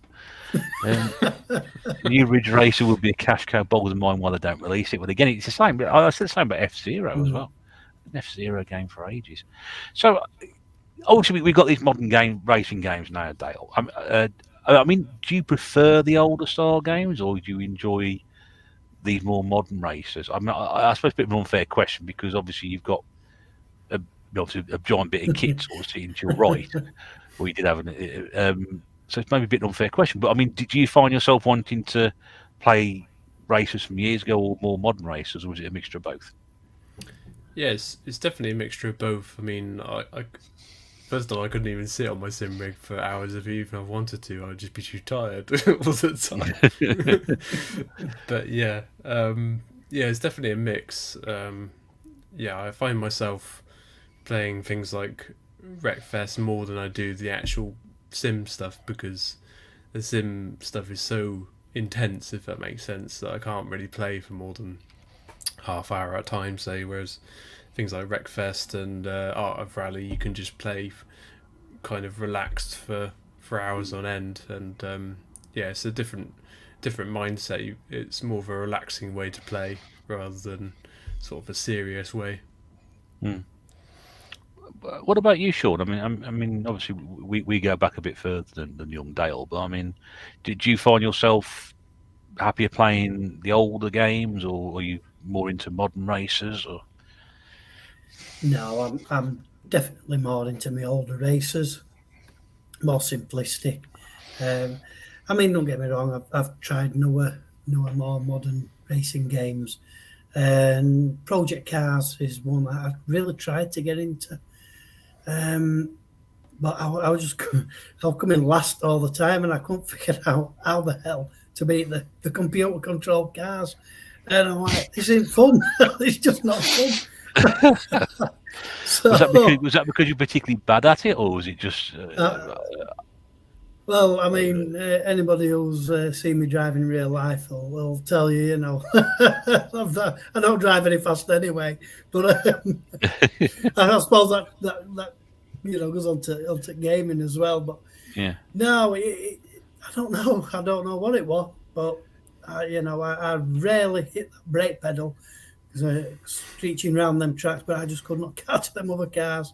But no, I'm definitely more into me older stuff, not just for nostalgia reasons.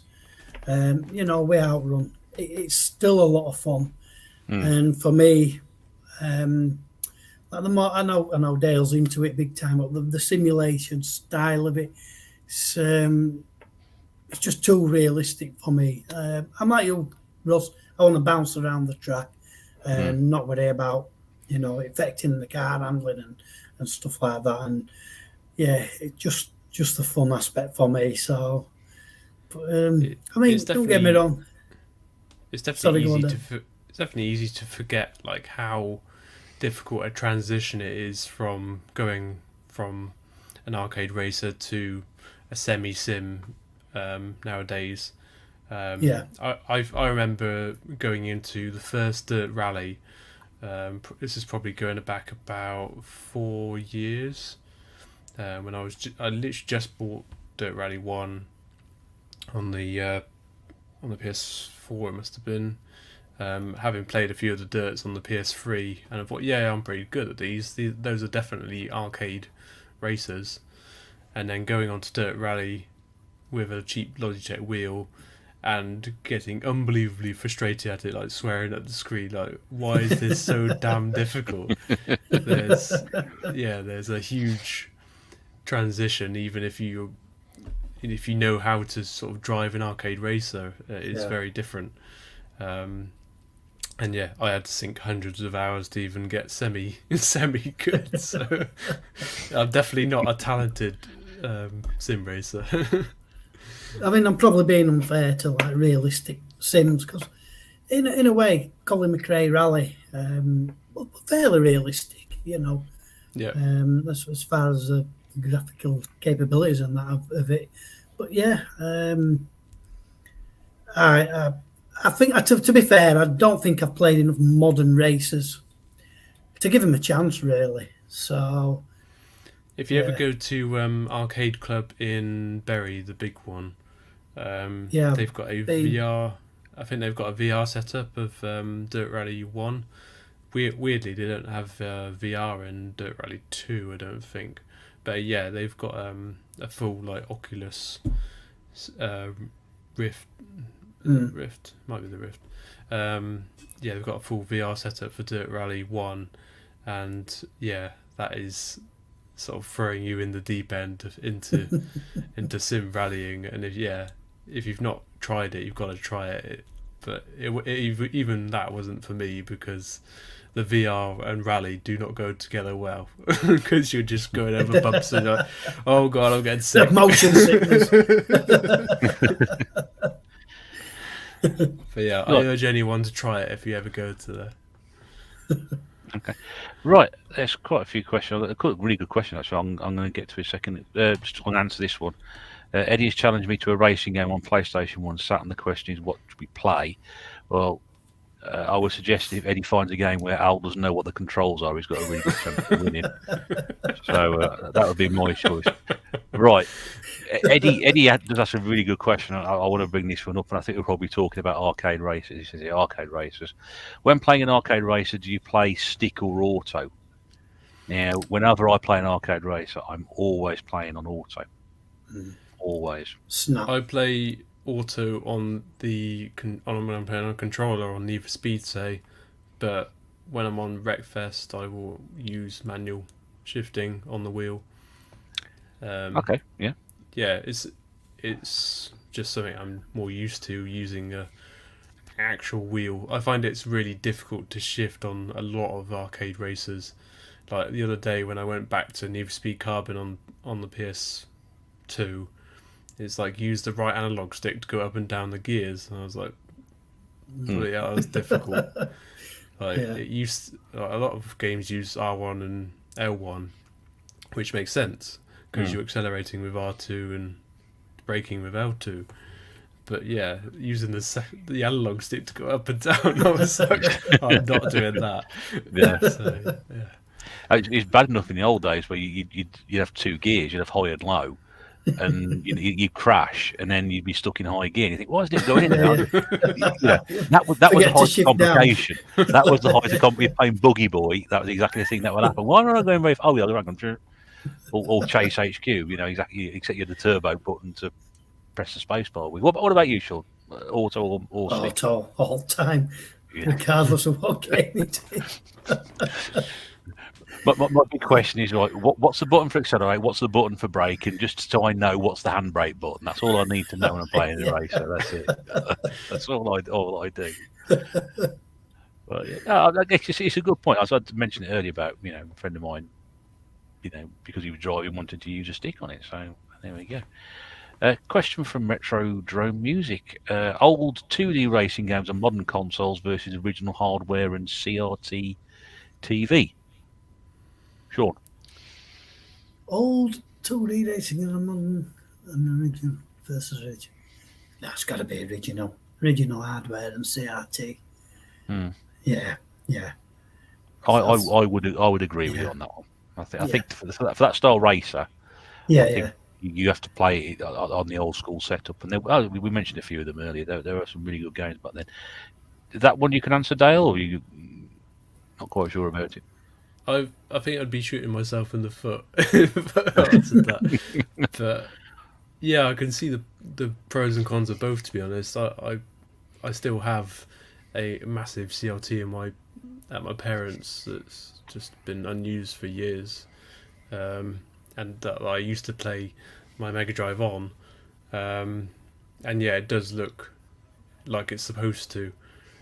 Even playing on my analog Mega SG, which is an FPGA hardware remake of the Mega Drive on the HDMI monitor, you can actually enable CRT scan lines, but it's not the same. So yeah, on balance, I would say if you're playing a 2D top-down arcade racer, then yeah, a CRT is definitely the way to go. Yeah. Good question. Thank you very much, Retro Drone Music, for that. Brilliant. Just quickly mention VR here. Ross says, really struggle with VR races. It's like instant motion sickness. Eddie said, if I play any racer in VR, I need Windows screen wipers. Scott tried Wipeout once in VR. Ooh, I feel very well. Have you played any VR races at all? Apart from the Dirt Rally one I mentioned, I've played what's it called? Assetto Corsa Competizione in VR. That was actually quite nice. It's more of an actual sim title, not an arcade, which is getting away from the topic a bit. But when you're driving VR on just a circuit where it's nice and smooth sort of thing, and not like rally where you're bouncing around and going over jumps, it's much nicer experience on a track racing game, to put it simply, because you're not getting as sick and you can just actually enjoy it, sort of thing. I know you've been enjoying things in VR recently, Sean. What about racing games? I have done. That's not racing. The only thing that raced was my heart. Yeah, but no racing games yet. No racing game. Okay. We'll leave it at that, mate. We'll move quickly on. We go back to the conversation about shift or auto. Manual and control is way more difficult. You can't block shift. When it comes to in the arcade, I would never know. I would know never to get to them. Rob says Daytona on beginner playing manual. All you do is leave it in fourth, but the car goes slightly faster than auto. Martin's here, the Geek Master. Good to see him. Spending some time in manual at the moment. Good to see you in the chat, mate. Nice to see you come along. Wipeout's a classic with a definite arcade feel. Yeah, I think we're caught up to date with those as well. If I was going to recommend any console for people who've never played an arcade racer, yeah, it's got to be the PlayStation 1 for me. You've got things like Wipeout and Colin McRae and Gran Turismo. Yeah, it's just so many good titles. Bridge Racer, Rage Racer, yeah, all those. Yeah. I honestly, I think Eddie asked that question earlier about what was the best era for racers, 80s, 90s, etc. I think you've hit a really good point there, because I mean the 80s had some good races. Me and Sean can certainly testify to that, but again, it's not so much the PlayStation race you mentioned, but I'm thinking about the arcade like Daytona and Sega Rally. That was when we had very arcadey. We had Outrun, etc. back in the 80s, but when we got into the 90s, Daytona was based around, obviously, the license to name. You got Sega Rally, which was a proper, real proper rally arcade game, which we hadn't seen anything like that. There have been games based around rallies before that. I'm thinking like a game called Big Run,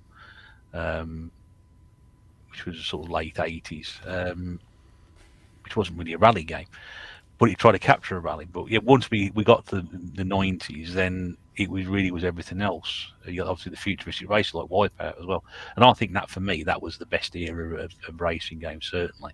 So I would completely agree. You agree with that, Sean? Yeah. Like I said, the diversity of racing games were there throughout the 90s. You could choose a realistic simulator. You could choose your arcade racer. You could choose your kart racer. They were all there. So yeah, definitely. Chuck Rocket BC Racers. I remember BC Racers. Was it actually Chuck Rock license? I can't remember. I don't think it was it? I don't know. I've not heard of it. I remember that one.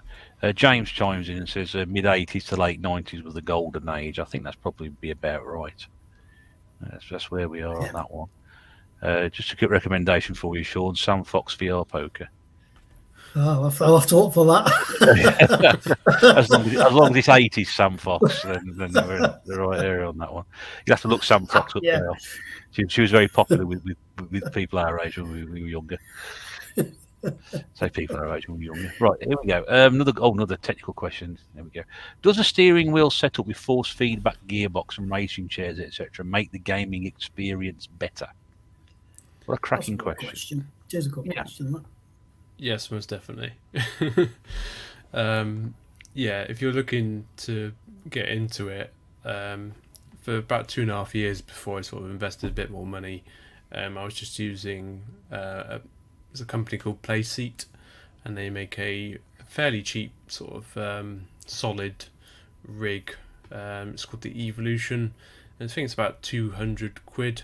It sounds a lot for just a chair and a mount for your wheel, but when you've got a solid frame, it's just such a nice experience playing on any wheel, because prior to that, the only option you've got is bolting a little Logitech wheel to your actual desk, and generally they've just got sort of clamps, but if you're playing a game with any sort of force, you're gonna just rip the wheel off the desk all the time, and it's bloody annoying. So you want something you can hard mount to, and the Playseat is that. And then I had a Logitech G29 wheel and pedals for quite a while. Basically, I drove that until it broke, and then invested in the new kit. It lasted me about 2.5 years before it started going really funny, probably just from thousands of hours of use. But yeah, you can, once you've got a Playseat and a Logitech wheel, say, or a Thrustmaster or whatever, you can then put screws through the actual frame, the metal frame, into the steering wheel. They've all got screw thread holes, and that makes everything feel like it should, sort of thing. And yeah, that's definitely how I'd recommend getting into it if you want to invest a bit but not a lot, sort of thing, because you'll probably only spend sort of 400 quid getting into that. Sounds like a lot, but yeah, it's not much compared to what I have now. But yeah, when I initially went from sort of loving racing games to wanting that sort of rig, yeah, I found that the force feedback was incredible. It's just a sensation you've not really felt before, other than in a real car. So yeah, it definitely makes the experience better, to answer the question. And there's a lot of learning to do on it. Even now, I'm still learning new things about how to drive it faster. There's something called throttle blipping, which I'm still not very good at, where you have to brake with your right foot and clutch with the left, but still have your throttle with your heel, so you're sort of using your right foot for both the throttle and the brake. Yeah, it's a very difficult thing to do, but it actually makes you faster in real life and in simulators. It's generally on sort of older cars. Generally, it makes you faster because you haven't got the electronics in the cars to do that for you. But yeah, that's something I've not really learnt yet, and I'm still not very good at using I'm very good with the paddle shifting. Paddle shifting doesn't take too much to learn. I'd say it took me a few days to learn it competently, from sort of going from automatic to paddle shift manual. Sequential, where you're just pushing my gear stick forwards to go down a gear and pull it towards you to go up a gear, was not too difficult after learning the paddles, because it's very similar. But learning the 6-speed gear stick, I've got a Fanatec gear stick, that was quite difficult. I'm still learning that as well, because it's difficult. The only time you've ever used a 6-speed before is in your own real car, and you're not driving like a maniac in your real car, or at least I hope you're not. So, yeah, it's still a learning process, and yeah, that's partly why I love it, because you're always learning, and it definitely makes the experience better. Well, great answer. Thank you very much, Dale, for that. And a couple of people have commented.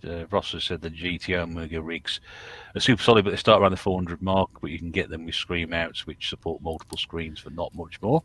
Yeah, my current rig is a GT Amiga Prime. It's the most expensive rig they make, but I think it's still only 600 quid odd without the monitor mount, and then I think I spent 150 on the monitor mount. But you only need a single monitor, really, because they support a really high sort of weight limit on it. So I've got a 32-inch curved monitor, and it is so close to me that I wouldn't want a bigger monitor. But yeah, they're made in Scotland, so top tip, buy from them because you won't have to pay import fees, because every other provider of sim racing cockpit is pretty much from Europe, so you will have to pay 22% on top. As long as you get in the next 2 years before the next referendum vote, in which case you will have to pay import tax. Oh no, you don't want to know how much import tax I paid recently. When I bought my Fanatec wheelbase, it was £1,100, and not to my knowledge, I bought it from Ireland, thinking, "Oh, Ireland won't have import fees." This was after Brexit. Get a bill through the post of 22% of the £1,100. Wow, and I had to pay that. That's two and a half quid. 250 quid, something like that. 22% of £1,100. Yeah, like 240 quid on it. Oh. It's a bit hefty, isn't it? There we go. Yeah, Jesus. So yeah, top tip: buy from UK companies if you can. Super. Well, again, a great question, and thanks for your detailed answer, Dale. That was I've learned a bit there. It's an expensive hobby, certainly. Right, let's just tidy up some of these comments because we're nearly at the end. I've got a question for you as well, which has just been popped in the chat, so we'll get to that in a second. No one said 18-wheeler or big mother truckers. They have now. So there we go. But yeah, no, we didn't mention that. Like I said, we're not going to mention everything tonight. There will inevitably be one game we're going to miss out, I expect. But there might be a few. We're going back to Sam Fox's Strip Poker. Al says, I don't know, he wouldn't say no to Sam Fox 2022. Sean confirmed she's a lesbian, so there's another swing and a miss there, Al. Generation Pixel said always preferred Linda Lasardi. And then Danny says Jenny Powell. Jenny Powell wasn't a porn star. She was a TV presenter, wasn't she? Anyway. I don't know who it is. You'd have heard of Jenny Powell. No. Okay, there we go. She was on television quite a lot during the late 80s, early 90s. I think she was a Wheel of Fortune. Right. And I think she started on children's television, and then she presented. I think her first gig was No Limits, which is a BBC Two music program. But we're going back really far here. We're off tangent, aren't we? There we go. Four Guys and the tNb, the best live streams to watch on YouTube. Keep up the great work, lads. Thank you very much, Boothie. I'll give you a bit of stick, mate, but thank you very much for that. You didn't have to type that. They're all talking about Eurotrash now. We're going to Eurotrash.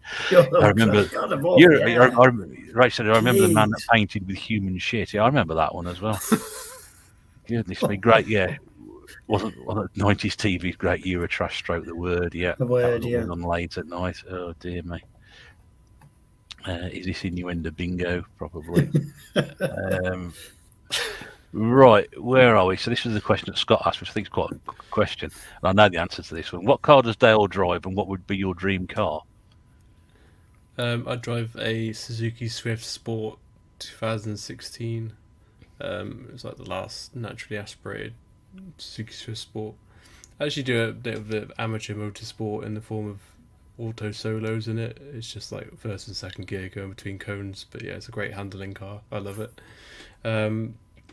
My dream car, it's a hard one actually.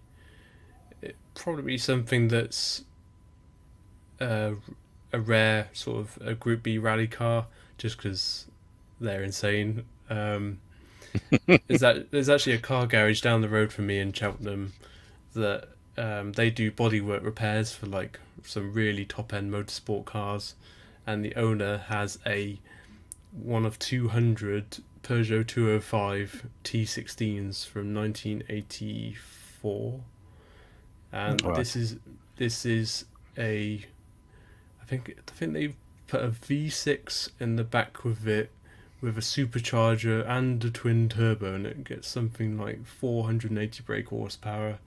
It'd set you back about $250,000 nowadays. So yeah, that would be my dream car. There we go. I hope that answers your question, Scott. Thank you for asking that. I knew what car Dale would drive, so that was interesting about your dream one. That was Trev actually makes a really good point here. He says that's why I don't drive. I can see myself driving like I'm in the game. I don't know how I'd get on. I really don't. That worries me. I was reading that back there. Apparently, they've released a full set collection on Eurotrash on Blu-ray. Who the hell asked for that? Goodness me. Anyway, Right, I know you've had a stack of games next year, Dale. Are there any games that you've got there that you haven't shown off that you'd like to just show to people before we finish? I think the only one I haven't actually shown was one I probably talked about most, which was Micro Machines. There we go. Finish on a retro game. There we go. Oh, and yeah. Burnout 2. So this was my first sort of Burnout game on the PS2, and absolutely love it. Highly recommend it to anyone. There we go. Anything that you want to add to this, Sean, before we wrap up? I had a thought actually. Could you imagine what how that burning smell was? of cogs? Grinding sound I could hear in the background. I thought it was interference from something. But there you go. I just wondered how much driving games would have evolved if the Konix multi-system had have ever materialised, because it were kind of geared towards driving games. The actual console unit itself, it had a steering wheel, it had handlebars. So even we were talking one time having like the movable seat, weren't there? But it makes you wonder, doesn't it? It does. I mean, I'm glad you mentioned that, because when I mentioned the Konix multi-system to people, they sort of give me the strange look, as if, what are you talking about? And have you heard of the Konix multi-system, Dale? No, it sounds very interesting. I will have to Google it. Yeah, I just very, very briefly, if anybody's sitting there wondering what we're talking about, it was an idea that they'd have like a hydraulic gaming chair, wasn't it? Yeah. With I think it was a screen on the end, wasn't it? Yeah. So you could sort of get that arcade hydraulic experience. And it appeared in all the magazines and everything, and it never got off the ground. Yeah. Never got off the ground. They had tech demos and designs for it. I would imagine prototype models, but it just never quite got off the ground, and it's a shame because it was way ahead of its time. Wasn't it, Russ? It was. Oh, it was. It was. 1989. Yeah, it was very much. Yeah. I'd see. The thing is, you probably at that time would have used some sort of combination of 8 and 16-bit technology to fallen into one or the other, and it probably wasn't the right time for it. But I mean, it was a fascinating, interesting development, and like I said, very few people seem to remember that one. So, but because of the steering wheel and that, which you didn't really have at the time, I think we'd have seen a lot more driving games, and it could have accelerated, the technology of driving games, and that's it. Just a thought. No, that's a very good point, mate. I hadn't completely forgotten about that. That's probably as close as we got before we now in this modern age of gaming chairs and gaming rigs and driving rigs, as Dale's mentioned, to have something like that in the home. So, Rachel says she got everything she knew from Eurotrash, which is why she's single with 2 cats. I've got a man who dresses as a penguin living in the house, actually. If you remember that one, when I remember that time. Quick question for Sean: what time are you meeting them in Bradford? I've no idea. As soon as you let me know you're nearly there, and I'll zoom down there with Mr. Birdsall at 60 miles an hour. Oh, mate, that'll be the day, won't it? There we go. Micro Machines is a quality game series, and especially after a few drinks. Do they still make races where you have to reach checkpoints to get a continue? I'm guessing so, aren't they? Yeah, it must do. I'm pretty sure Horizon Chase is similar to that. Yeah, I'm thinking that because that's very much that style of racing game, isn't it? So because that was you're literally like 1 second away and you're rolling towards the line. You hit it and all of a sudden you speed up again, because you've managed to get it, and you're never going to get to the next checkpoint. So you're not giving you 3 seconds to get around the corner. So. And Sean just commenting on that. I commented about the Konix chair. I don't think it made any difference. Those giant peripherals don't tend to be popular. I think he's got a good point there. I couldn't have seen that being successful then. Maybe nowadays, I don't know. Possibly there might be a market for it, but definitely not then. Right. So that'll be the last comment of the evening, because we're nearly around to the 2 hours. I would like to thank everybody, and I don't mean everybody in the comments tonight. You've been absolutely magnificent. You always are magnificent, but tonight you have gone above and beyond with so many racing games. It hasn't stopped scrolling. It hadn't stopped. Yeah, I know. I spent a lot of time reading it out to the complaints of some people, but you know that's what we do. We like people to contribute to this, especially tonight. We've only got a couple of us on. You've been effectively an extra guest, so thank you to everybody in the chat who's done that. Dale's now going to spend the next 3 weeks going through this video and writing down every single game that we've talked about, and go back and revisit some of them. And I hope you do, Dale, because some of those games we have mentioned are probably in historical terms for racing games, very important. So I do hope you find some stuff from that. And let us know how you get on. I'd like to know. I really would like to know how you get on with look forward to going through it. I literally only had a couple written down for emulation purposes. I think that was Super Sprint and one I can't remember. But yeah, I'm going to be massively adding to that list now. Well, I hope you do, and we'd love to know what you think about some of them. And again, anybody else listening to that before as well, racing games don't sort of start and end with Gran Turismo and Forza and games like that. There are so many historically great games. It's definitely worth your while going back to it. Dale, it's been absolutely brilliant to have you on again. Another fascinating subject. I know we always say about it, and I know. We talk about Gran Turismo. It's technically not an arcade race. It's always very well a loose framework when we come on here. But I hope that's brought back a lot of members of people. It's a fascinating discussion, and thank you so much for agreeing to come back on again and do this. It's brilliant. It's been really, really good fun. Cheers, mate. Yeah, it's been a pleasure. We'll have you on again. You're welcome back anytime. I keep saying that to all our guests, so you're welcome back anytime. Awesome. Yeah. Well, you have to sort of get yourself set up on that rig. We can have a live stream or something and go around that. We can watch you that and then see how you get off when you come off it. And sort of stand around the room afterwards.